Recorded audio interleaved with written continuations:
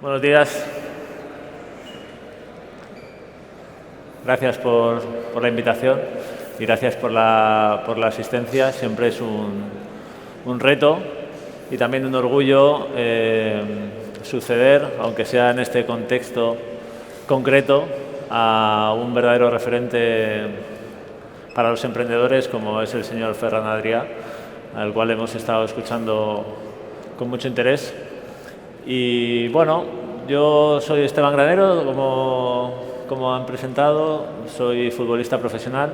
Todavía hasta hace poco estaba aquí en el Español y ahora estoy en Marbella, y fundé hace 5 años Holocip, que es mi empresa de inteligencia artificial. Es una empresa de base tecnológica y científica, donde mis socios son catedráticos de universidad y la mayoría de los trabajadores son doctores o especialistas en inteligencia artificial, y lo que nos dedicamos es hacer modelos de inteligencia artificial que puedan sacar información, generar conocimientos sobre datos y que nos ayuden, en definitiva, a tomar mejores decisiones en el día a día de nuestras empresas o nuestros clubs. Trabajamos principalmente en deporte, pero también mucho con cualquier otro tipo de compañías. Hemos titulado la presentación como La nueva electricidad. Todos sabemos que hace 100 o 150 años la electricidad tuvo un impacto bestial en la industria. Transformó la industria en todas direcciones y afectó a todos los actores de la industria en su momento, y hoy en día la inteligencia artificial está siguiendo ese camino. Ha llegado a tener un nivel de evolución y sobre todo los datos y la recepción de datos ha llegado a tener un nivel de precisión tan grande que ahora mismo está en capacidad de afectar de igual manera a toda la industria de forma multidisciplinar. Lo bueno de la inteligencia artificial es que, como voy a intentar convenceros hoy, es aplicable a multinacionales de gran calibre, de la misma manera que puede afectar y es diferenciadora para cualquier startup o cualquier empresa pequeña. Nosotros trabajamos desde gigantes multinacionales de la distribución, etcétera, hasta con pequeño negocio, una panadería, es decir, clubs de fútbol. La idea es que intentar convenceros de que la inteligencia artificial es necesaria para todos vosotros, os dediquéis a lo que os dediquéis. Como decía Ferran en su presentación, al final un gran negocio que facture millones y un pequeño negocio pues tienen muchas similitudes. Una de ellas, yo creo que es el poder que tiene la inteligencia artificial de afectar sobre sus procesos y sobre la toma de decisiones en ellos, ¿no? Para ejemplificar, algunos datos, no sé si se pueden ver, pero del impacto que puede tener la inteligencia artificial en los próximos años: 13 billones de dólares para 2030, responsable del 1,2 adicional del crecimiento del PIB en 2030, 58 millones de empleos, aumento de la productividad. Es decir, el impacto es evidente y, como decimos, es evidente porque afecta no solamente a las grandes empresas, sino que es un factor diferenciador para cualquier negocio en cualquier circunstancia. Entonces, para entrar en lo que es la inteligencia artificial, es un concepto muy amplio. Nosotros, la definición que utilizamos, porque es la aplicada al ámbito donde nosotros trabajamos, que es en la toma de decisiones, es esta de Pedro Domingos, que es uno de los mejores o más activos investigadores en el ámbito de la inteligencia artificial y es profesor de la Universidad de Washington. Dice que el aprendizaje automático o machine learning es la automatización del descubrimiento, es decir, los ordenadores aprenden por sí mismos generalizando a partir de datos en lugar de tener que ser programados por nosotros. Es como el método científico con esteroides, dopado, ¿no? Formular hipótesis, probarlas con datos, refinarlas, excepto que los ordenadores lo pueden hacer millones de veces más rápido que los humanos, ¿no? Es decir, nos enfrentamos a una situación en la cual el ser humano se ha dedicado siempre a buscar conocimiento, porque ha sido desde un punto de vista incluso biológico, su capacidad adaptativa o su diferenciación adaptativa, es decir, nuestra inteligencia es lo que nos hace diferenciarnos del resto de animales y lo que nos ha permitido, gracias a ella, pues tener conocimiento sobre el entorno, conocer o buscar cuáles son los mecanismos o las leyes que rigen nuestro entorno. ¿Para qué? Para poder hacer una predicción sobre lo que va a suceder y generar ahí seguridad a la hora de tomar una decisión u otra. Pues este mismo proceso que hemos seguido la raza humana desde el principio de los tiempos, lo tomamos ahora en cada día de nuestra empresa, de nuestro negocio, a la hora de tomar decisiones. Y con la inteligencia artificial lo que tenemos es un dopaje, como dice Pedro Domingos, para ese método científico. Es decir, nosotros queremos saber más, necesitamos saber más. ¿Para qué necesitamos saber más? Porque necesitamos conocer intrínsecamente qué leyes hay detrás de las circunstancias que estamos viendo. Y el conocimiento de esas leyes nos permiten conocer o poder predecir con fiabilidad qué es lo que va a suceder en el futuro. Y esa predicción es la que nos va a hacer tomar mejores decisiones. Es decir, cuanto más capacidad tengamos de llevar ese método científico de conocimiento de las leyes que están debajo de los datos, cuanto más capacidad tengamos de hacerlo eso bien, pues tendremos mejores predicciones y tendremos mejores decisiones. Por tanto, tenemos que ver la inteligencia artificial como una herramienta que lo que nos permite es saber más y saber mejor, ¿no? Yo voy a poner un par de ejemplos del mundo natural, de nuestra historia, de cómo hemos sido siempre como especie, una especie que hemos ido buscando ese conocimiento y de qué manera lo hemos aplicado. Por ejemplo, desde el inicio de los tiempos nosotros hemos mirado al cielo, ¿no? Y hemos mirado al cielo con incertidumbre sobre lo que había allí, ¿no? Que eran esas estrellas o que eran esos puntos blancos, y a partir de ahí hemos ido, generaciones tras generaciones, generando conocimiento sobre el cielo, ¿no? Entonces, la evolución natural ha sido, y veremos que esto sucede con diferentes procesos y sucede hoy en el día a día de la toma de decisiones.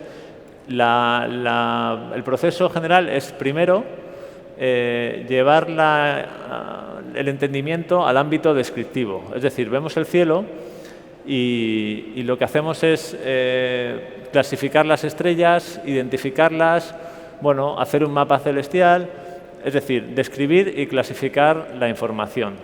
Pero con el paso del tiempo y de las personas científicas que se han ido involucrando en entender mejor lo que es el cielo, el ser humano siempre ha ido a intentar conocer algo más profundo, ¿no? ¿Cuáles son los mecanismos internos que rigen el comportamiento del cielo? ¿Qué hay más allá, ¿no? Todos los esfuerzos de los grandes científicos, desde los pioneros de Galileo o Bruno, pasando por los gigantes Einstein, Newton,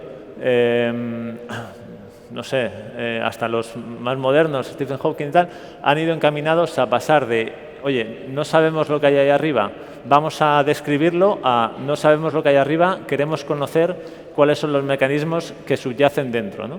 Y una vez conocimos los mecanismos que subyacen dentro y las teorías y las leyes que rigen el cielo, podemos viajar al pasado y viajar al futuro, es decir, conocer lo que sucedió hace 14.000 millones de años o saber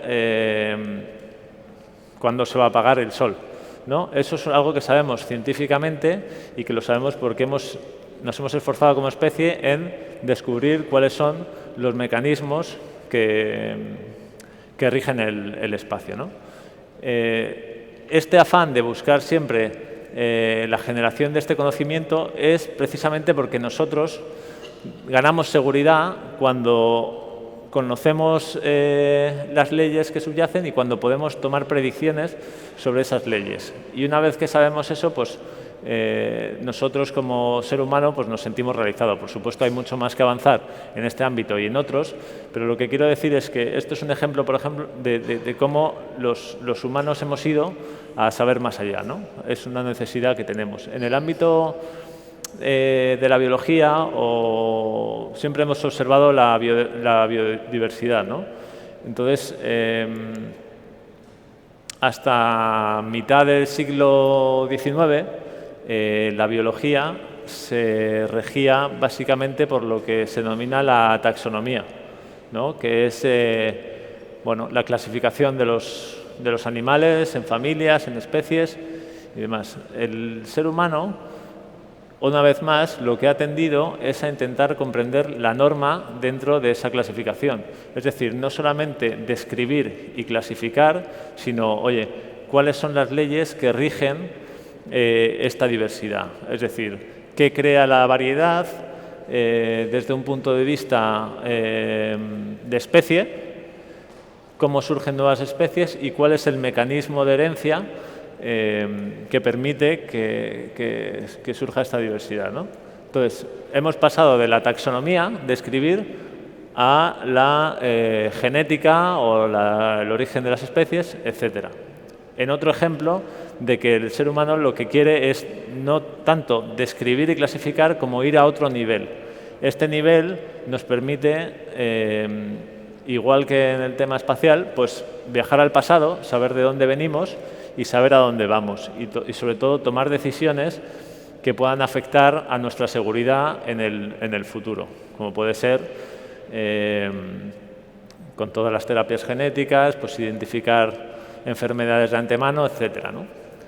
Por tanto, a lo que me quiero referir es que nosotros como especie no nos conformamos con describir, queremos saber más y queremos saber las normas.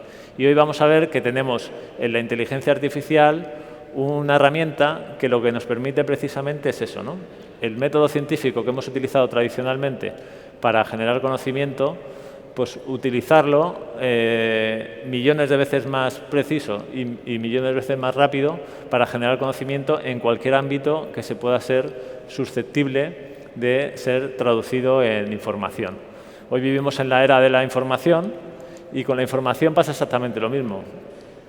Todo se puede traducir en datos hoy en día, prácticamente todo.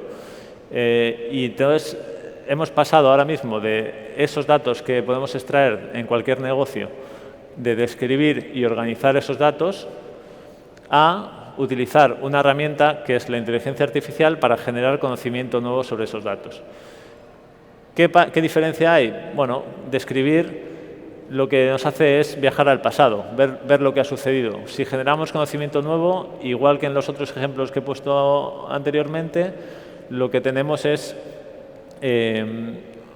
sabemos cuáles son las leyes que rigen las situaciones, podemos hacer predicciones precisas y en base a esas predicciones podemos tomar una decisión más acertada o no, ¿no? Entonces,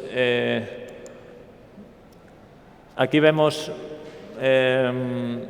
cuál es el recorrido de los diferentes análisis que se pueden hacer con la información, desde la dimensión descriptiva, que es la que hemos comentado, que es responder a la pregunta, oye, tenemos datos, ¿qué es lo que ha sucedido? Pasando por diferentes niveles hasta la predicción, que responde a la pregunta que muchas veces nos hacemos, que es ¿qué va a pasar?, que es la que realmente nos interesa, y la prescripción, es decir, ¿qué puedo hacer yo para que suceda lo que yo quiero que suceda? Entonces, a la hora bueno, una vez que uno tiene una base de datos y tiene información, tenemos que ser conscientes de que esa información es susceptible de ser transformada en conocimiento aplicable al futuro. Es decir, no solamente la información que tenemos nos sirve para saber lo que ha pasado, sino que gracias a la inteligencia artificial podemos modelarla para que esos datos hablen y nos digan no solamente qué ha pasado, sino, oye, qué va a pasar y sobre todo qué tengo que hacer yo para que suceda lo que yo quiero que suceda, ¿no? Entonces, esto sí que es el método científico, pero gracias a la inteligencia artificial pues hemos conseguido generar conocimiento sobre situaciones que un humano no podría, pero que una inteligencia artificial sí puede.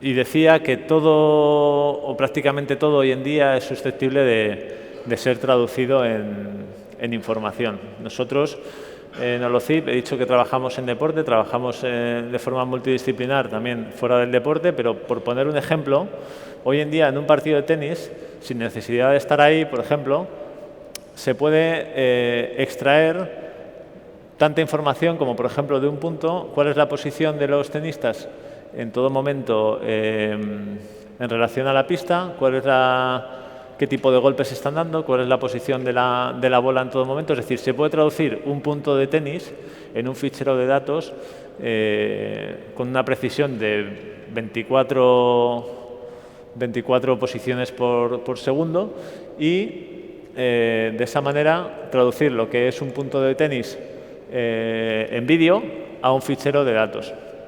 ¿Y con esos datos qué se pueden hacer? Pues hombre, si tienes un punto, poco, pero si tienes miles de partidos traducidos, se puede generar, gracias a la inteligencia artificial, conocimiento sobre el juego del tenis, o conocimiento sobre el juego del tenis de un tenista en particular, o conocimiento sobre un partido concreto o sobre una superficie. Es decir, tú puedes aprender cuáles son las leyes que rigen el juego del tenis. Y de esa manera, sobre un partido nuevo, incluso en tiempo real, lo que se pueden hacer son, gracias a esa inteligencia artificial que ya conoce los mecanismos, puede estar viendo un partido nuevo y estar haciendo predicciones sobre lo que puede suceder, ya sea, oye, ¿quién tiene más probabilidades de ganar este punto en tiempo real? O hacia dónde es más probable que vaya la próxima bola, o si tú te quieres entrenar contra un tenista, bueno, cuáles son, como un tenista profesional quiere entrenarse contra otro tenista, pues cuáles son los mejores mecanismos para intentar derrotarle, etcétera, ¿no? Entonces, esto es un ejemplo simplemente que nosotros desarrollamos de cómo la realidad es susceptible de ser transformada en información. Esa información puede ser modelada y esos modelos pueden hacer predicciones sobre múltiples ámbitos. Y esas predicciones nos pueden ayudar a tomar mejores decisiones, o en este caso siempre nos pregunta todo el mundo por el caso de las apuestas, que es lo más evidente, pero desde un punto de vista audiovisual o desde un punto de vista de entrenamiento, de profesional o de academias, pues es también muy útil, ¿no? Nosotros también en fútbol, otra cosa que hacemos, fútbol y baloncesto, pero en este caso hemos puesto un ejemplo de fútbol, es mediante una herramienta que tenemos podemos predecir antes de un partido cuál va a ser el comportamiento de un jugador en ese partido. Es decir, no queremos a la hora de preparar un partido saber qué es lo que ha hecho ese jugador en partidos anteriores, sino, oye, qué es lo que va a hacer ese jugador este domingo contra mi equipo, bueno, con el contexto diferente, etcétera. Podemos colocar a cualquier jugador en cualquier contexto de resultado, de situación y demás, y ver cuál es la probabilidad de que realice una acción, otra acción, dónde va a ser más peligroso, dónde va a ser más probable que coja la pelota, ese tipo de circunstancias que a un entrenador le ayudan a preparar el partido mejor que si la información que le estuviéramos dando fuera del pasado, descontextualizada, ¿no? Igualmente el comportamiento de un equipo en general podemos traducirlo y hacer una predicción sobre cuál va a ser el comportamiento de un equipo. Aquí veríamos en cada zona, bueno, qué zonas son las más peligrosas, las que tenemos que evitar como equipo rival, que ellos pues tengan más la pelota, etcétera, ¿no? A nivel más de temporalidad más larga, podemos analizar también el rendimiento de jugadores para fichajes, scouting. Es decir, si tú quieres fichar a un jugador, no estás pensando o tú no te estás preguntando cuál ha sido el rendimiento de ese jugador en el pasado, sino estás planteándote, oye, si yo ficho a este jugador, ¿cuál va a ser el rendimiento que me va a dar en mi equipo? Que probablemente, bueno, que seguro es otro equipo, probablemente sea otra liga, tendrá otros compañeros, otro entrenador, se enfrentará a otros rivales. Entonces, el análisis descriptivo de las estadísticas de un jugador de fútbol realmente no te da una información realmente útil. Simplemente lo que te está diciendo es lo que hizo el año pasado, pero a ti lo que te interesa para ficharlo y a la hora de comparar jugadores es saber lo que hará en un contexto nuevo, ¿no? Por ejemplo, en este caso que yo creo que es de la 18-19, este jugador que fichó por el Sevilla había marcado 0,18 goles por partido en su club de origen y lo fichó el Sevilla. Nosotros le hicimos el análisis predictivo, es decir, estimamos cuántos goles metería en la temporada siguiente en el Sevilla y era el doble, ¿no? Es decir, si tú fichas a un jugador que ha metido 10 goles, pues inconscientemente te piensas, oye, pues el año que viene pues meterá más o menos 10 goles, es un jugador que suele meter 10 goles. Pero lo que predijimos es que iba a meter el doble y realmente metió incluso un poco más del doble, ¿no? Lo que queremos decir aquí es que la reducción del error es muy grande y es mucho más eficaz a la hora de aventurar cuál va a ser el rendimiento de un jugador, que lo aventure un modelo de inteligencia artificial entrenado para eso, que lo aventure pues, una persona cualquiera o incluso un experto, ¿no? Estos son otros ejemplos de diferentes jugadores. La diferencia entre el descriptivo y el análisis predictivo y el valor que se iban, esto lo hemos sacado ahora en febrero, sobre el rendimiento que están teniendo y bueno, se ve claramente como la tendencia más precisa es la que marca el análisis predictivo, ¿no? Antes que el descriptivo, ¿no? Y otro ejemplo de cosas que se pueden hacer con información es extraer la información de los futbolistas, de su estado físico, de sus antecedentes, hacemos test genéticos y demás para predecir el riesgo de lesión, ¿no? Una lesión es otra cosa que tú quieres saber antes de que se produzca, ¿no? Y un modelo de inteligencia artificial bien entrenado y con la información suficiente es capaz de cada mañana pues, dar a un club de fútbol el riesgo de lesión de cada jugador en base a un entrenamiento esperado. No solamente saber cuál es el riesgo de lesión de cada jugador, sino saber cuáles son las variables que están incidiendo negativamente en ese riesgo de lesión y cuáles son los procesos que recomienda la herramienta para que este riesgo de lesión en el futuro se reduzca lo más rápidamente posible, ¿no? Es decir, son modelos que son transparentes, que no solamente te dan un resultado, un output, sino que además puedes mirar dentro de ellos para conocer cuáles son los mecanismos que están produciendo un resultado u otro, ¿no?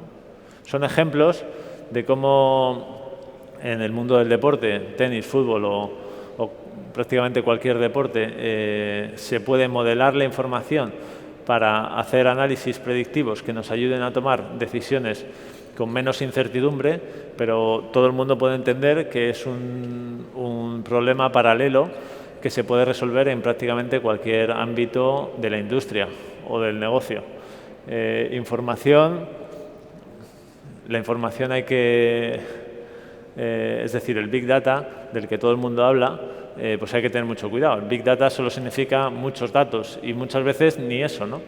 La información tiene que haber suficiente y tiene que estar bien filtrada, tiene que ser precisa y ese tipo de información se puede modelar por la inteligencia artificial para generar conocimiento y ese conocimiento nos va a servir para hacer una predicción y esa predicción nos va a servir para tomar una decisión mejor, ya sea a la hora de elegir cuál es la mejor oferta para nuestro cliente o ya sea para elegir cuánto pan voy a producir el 15 de marzo o ya sea para pedir a mi proveedor pues lo que necesite de forma precisa y que no tenga excedentes, ya sea para cualquier ámbito, en cualquier empresa a la que os estéis dedicando cualquiera de vosotros. Estoy convencido de que la inteligencia artificial tiene un papel importante en la toma de decisiones. Si en vuestro trabajo tenéis que tomar decisiones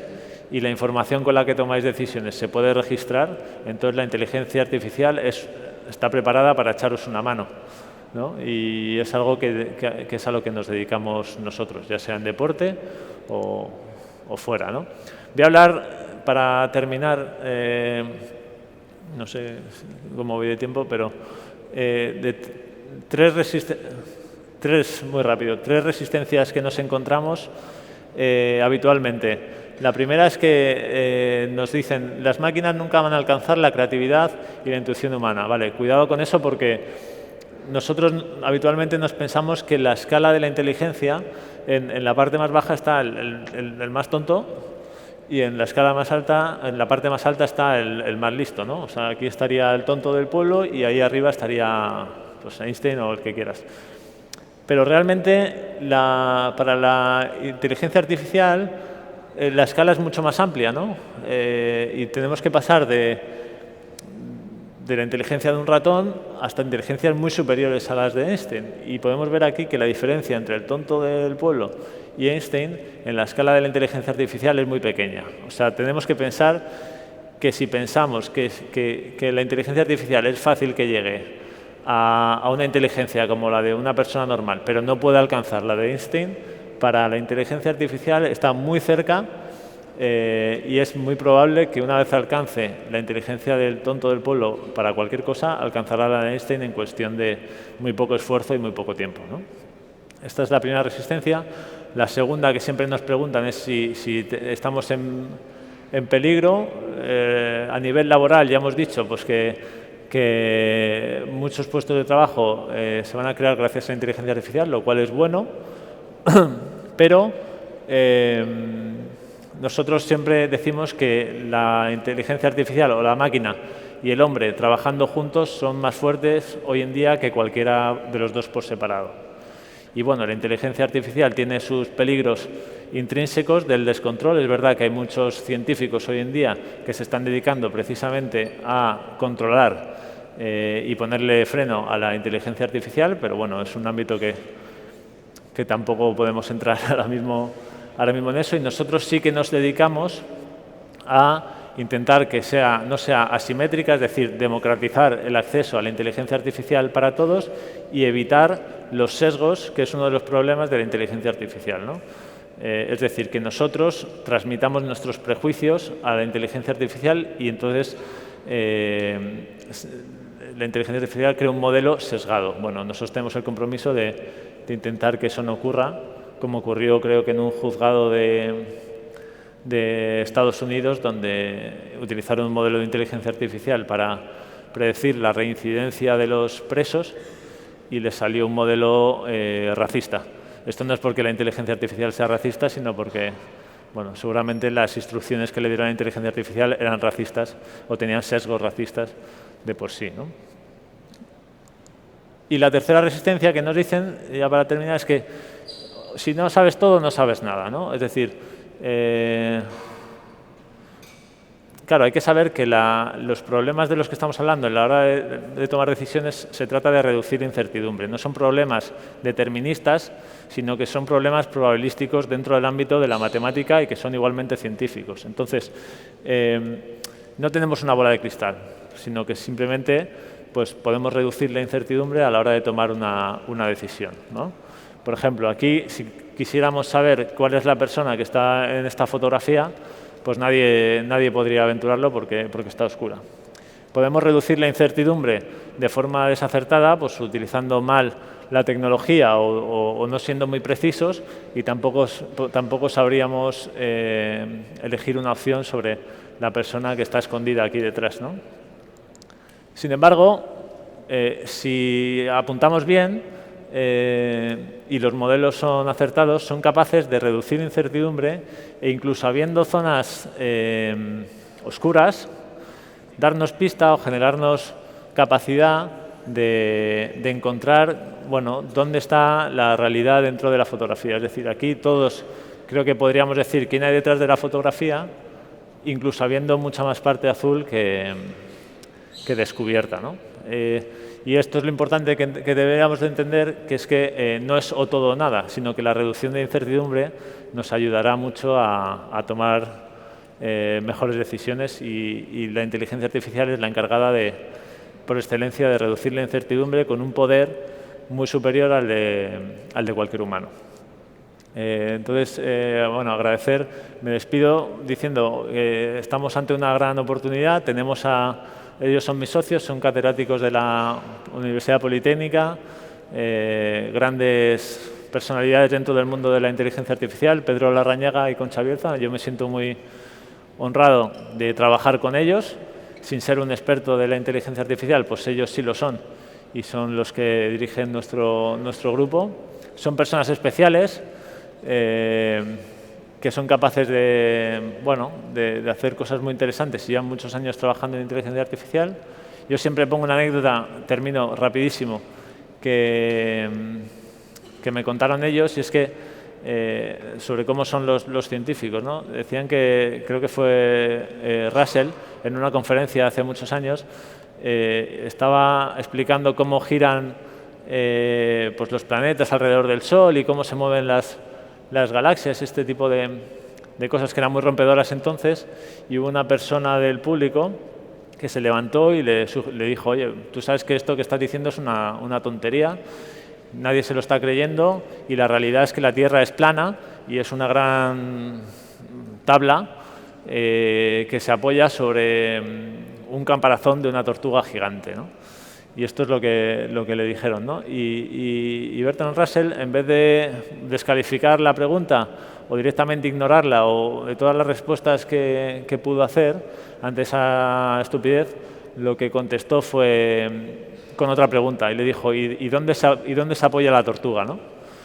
Y realmente el carácter de los científicos es ese, el de conocer más, el de hacerse más preguntas, y hoy en día tenemos, aparte de las personas, una herramienta que es la inteligencia artificial, que nos ayuda a generar conocimiento de forma muy fuerte. Nosotros, como empresa LOCIL, lo que estamos es para ayudaros a conseguir que utilicéis la inteligencia artificial en vuestro beneficio lo máximo posible.